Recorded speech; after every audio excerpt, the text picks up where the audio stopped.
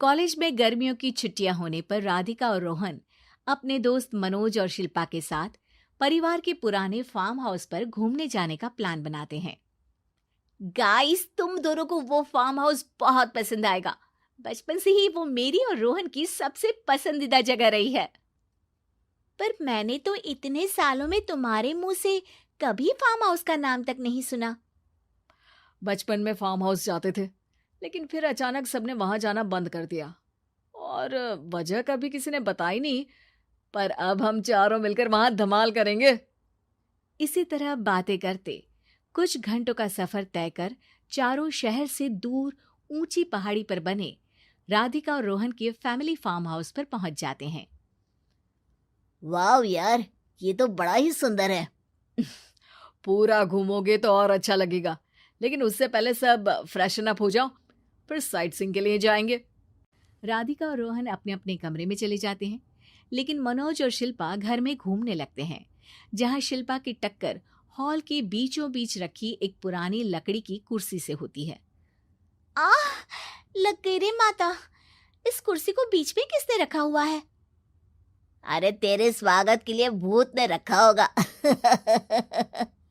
ओए, तुझे बहुत हंसी आ रही है। जब खुद टकराएगा तो पता चलेगा। हाँ ठीक है, पर अभी तो इसे साइड में रख दे। शिल्पा कुर्सी को एक कोने में रख देती है और वो दोनों भी अपने कमरे में चले जाते हैं, जिसकी थोड़ी देर बाद चारों बाहर घूमने निकल जाते हैं। इसी तरह रात हो जाती है। फार्म हाउस में वापस आकर वे लोग सीधा सोने चले जाते हैं। आधी रात को मनोज की नींद खुलती है। बड़ी तेज प्यास लगी है, पानी साथ लेकर सोना चाहिए था। हाँ, अब रसोई तक जाना पड़ेगा। मनोज आंखें मलते हुए कमरे से हॉल में आता है और अचानक रास्ते में रखी कुर्सी से टकराकर जमीन पर गिर जाता है। अरे मर गया रे दादा। शिल्पा सही बोल रही थी, बड़ी तेज लगती है ये कुर्सी तो, पर इसे दोबारा बीच में किसने रखा? मनोज एक बार फिर उस लकड़ी की कुर्सी को कोने में रख पानी पीकर कमरे में चला जाता है। अगली सुबह जैसे ही चारों की नींद खुलती है तो उन्हें अपने बेड के पास साइड टेबल पर चाय का कप रखा मिलता है, जिसे देख वो खुशी खुशी चाय पीकर तैयार होकर कुछ देर बाद हॉल में मिलते हैं। थैंक यू यार राधिका, मुझे नहीं पता था कि तू इतनी अच्छी चाय बनाती है। वैसे मुझे उस बेड टी की बहुत जरूरत थी। ये और चाय, अरे इसे तो पानी तक उबालना नहीं आता। मतलब तूने हमारे लिए चाय बनाई क्या दोस्त? अरे चल पागल है क्या, इतना भी प्यार नहीं है मुझे कि तुम्हारे लिए बेड टी बनाऊं। चाय पर ये चर्चा करते हुए मनोज जैसे ही पीछे मुड़ता है तो एक बार फिर लकड़ी की पुरानी कुर्सी से टकराकर उस पर गिर जाता है। हाय रब्बा, अरे चाय छोड़ो, पहले ये बताओ कि इसे बार बार बीच में कौन रखता है? कल रात ही मैंने इसे साइड किया था। तुम पहले ये बताओ कि चाय किसने बनाई थी? सबकी बातों को कुछ देर ध्यान से सुनने के बाद राधिका हैरानी से कुर्सी की तरफ देखने लगती है। भूत दीदी।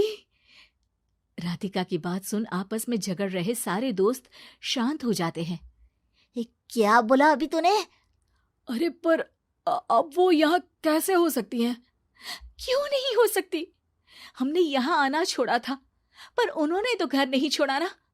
और याद करो, ऐसे बेड के पास कप रखना और कुर्सी को कमरे के बीच में रखना, ये सब वही तो करती थी। ये तुम दोनों किसकी बात कर रहे हो? अरे जो भी हो, कुछ अच्छा तो बिल्कुल नहीं लगता। अब देखो, डरने की कोई जरूरत नहीं है। वो सालों से इस घर में रहने वाली भूत दीदी है। वो बचपन से ही हमारे यहाँ आने पर एक बड़ी बहन की तरह हम दोनों का ख्याल रखती हैं। ओए, पगला गया है क्या? शिल्पा, मुझे यहाँ नहीं रहना, तू भी मेरे साथ ही चल।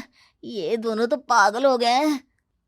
जहां मनोज डर से वापस जाने की बात कर रहा होता है, वहीं शिल्पा अपने फोन में बिजी होती है। क्या तुम्हें यहाँ की सिचुएशन समझ में नहीं आ रही जो फोन में लगी हो? जिसे जो करना है करो, मैं तो जा रहा हूँ। मनोज हड़बड़ाहट में अपने कमरे की तरफ जाता है, जिसके साथ राधिका और मोहन भी उसे रोकने के लिए पीछे पीछे जाते हैं। लेकिन शिल्पा वो तो अभी भी फोन में लगी रहती है। कुछ देर बाद जब वो तीनों दोबारा हॉल में वापस आते हैं तो शिल्पा को सबके पैक्ड बैग्स के साथ देखकर हैरान रह जाते हैं। ये सब क्या है शिल्पा? यहाँ हम इसे समझा रहे हैं और तुम हमारे बैग्स भी पैक कर कर लेकर आई। अरे आखिर में फोन से बाहर निकलकर कुछ किया तो सही इसने। दोस्तों देखो, कल से हम यहाँ हैं। भूत दीदी ने कुछ किया नहीं ना? फिर डर क्यों रहे हो? 4 दिन और रुकोगे तो पता चलेगा कि क्या होगा। मतलब? इस पर शिल्पा उन तीनों को फार्म हाउस से बाहर लाकर फोन में पुरानी न्यूज का आर्टिकल दिखाती है। सालों पहले यहाँ रह रही औरत ने अपने दोनों बच्चों को सुबह सुबह दूध में जहर पिलाकर मार दिया और फिर हॉल में उस कुर्सी पर खड़े होकर खुद भी फांसी लगा ली थी। तुम्हारी बातों से मुझे इस केस की याद आ गई। गूगल किया तो पता चला कि ये वही फार्म हाउस है। अभी भी यहाँ रहना चाहते हो जिससे कुछ दिनों में वो सबको थोड़ा थोड़ा जहर देकर मार दे? अरे पर ये दोनों तो बचपन से यहाँ आ रहे हैं, फिर इन्हें अभी तक कुछ क्यों नहीं हुआ?